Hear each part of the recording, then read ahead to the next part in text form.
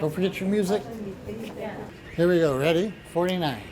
1, 2, 3, 4. 1, 2, 3, 4. 1, 2, 3, 4.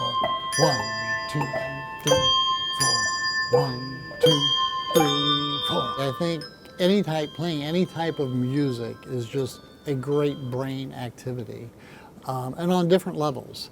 Listening to music just helps to elevate your mood, helps to relieve some of the symptoms of depression.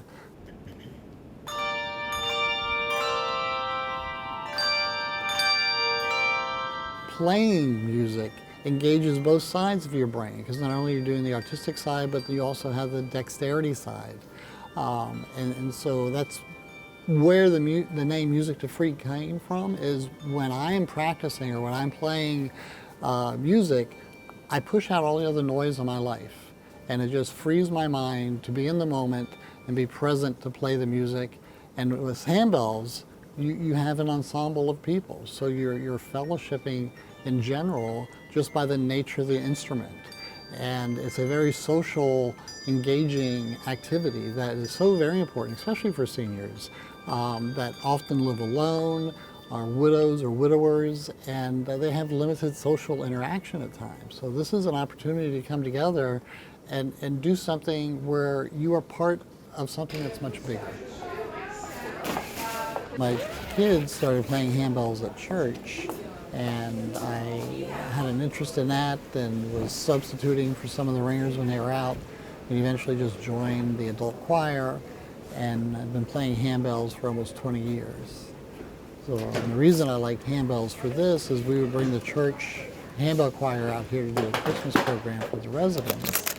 And after the concert, the residents would come up and want to see how to ring the handbells, and some of our ringers were ringing 2 and 3 bells in each hand, and they were just fascinated how they had the coordination and how we set the bells up to do that. And so that was kind of the genesis for starting Music to Free, because I asked about coming and doing a handbell program for the residents.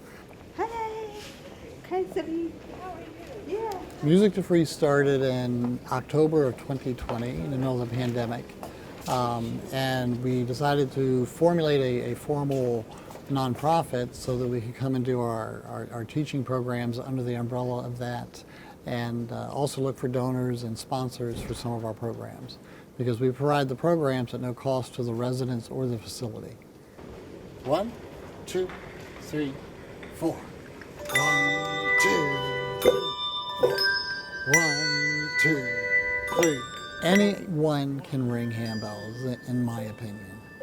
Whether you have a musical background, whether you read music or not.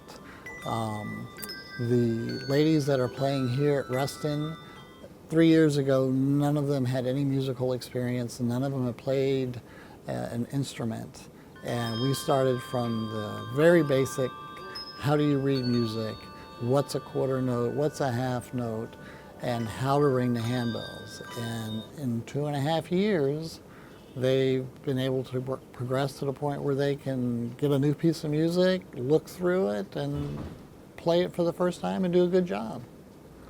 1, 2, 3, 4. 1, 2, 3, 4.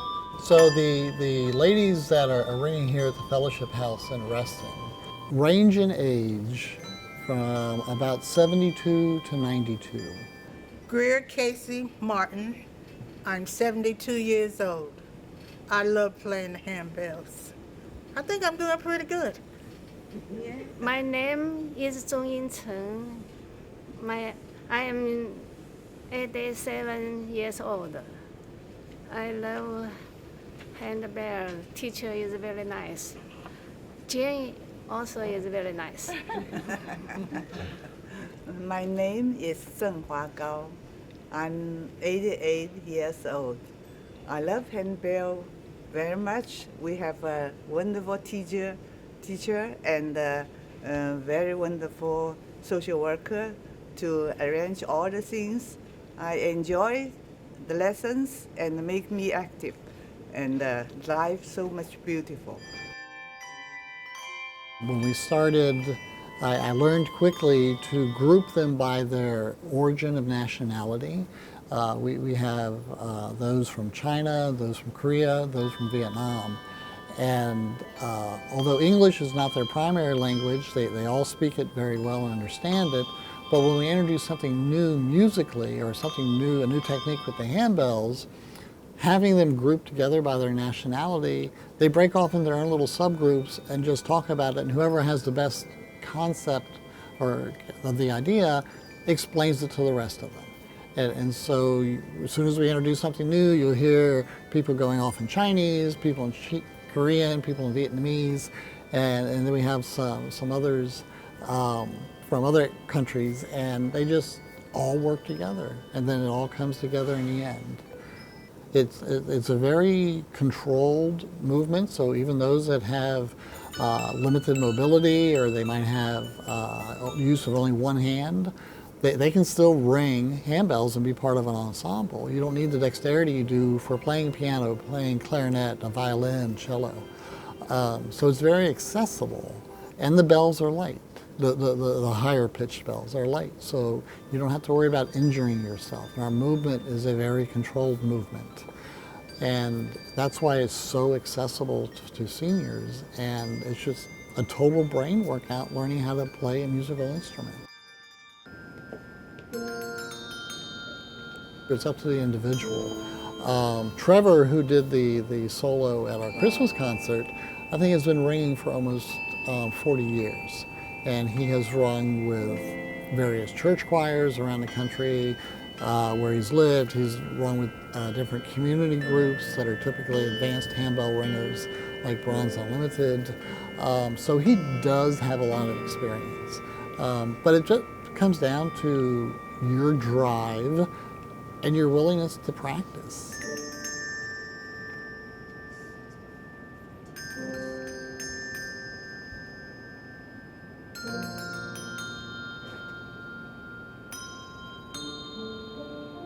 It's all volunteer work for me, and which is what's so gratifying because I get to give back to the community, both our micro community and then a larger community out here with the seniors.